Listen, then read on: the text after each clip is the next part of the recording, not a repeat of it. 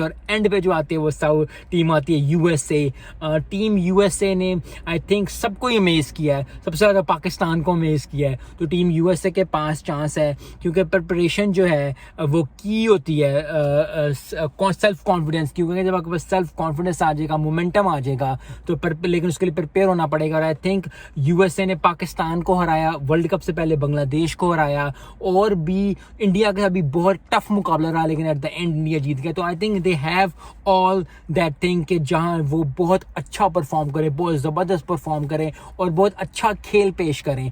USA में तो वो चमके थे, यूएसए में क्योंकि अपना मुल्क था, अपनी चीज़ थी। अब वेस्ट इंडीज़ जा रहे हैं, आई थिंक उधर भी थोड़ा सा मसला होगा, क्योंकि बॉलिंग में इतनी डेप्थ नहीं है, लेकिन डेप्थ का फ़र्क नहीं पड़ता, जब सितारे चमकते हैं तो फिर चमकते ही हैं। और आई थिंक यूएसए के पास बहुत ज़बरदस्त चांस है कि सीधे सेमीफाइनल में अगर वो पहुंच जाते हैं। यस, बहुत टफ ग्रुप है, वेस्ट इंडीज़ है, England, south Africa, but you never know. Cricket में आप कभी भी नहीं कह सकते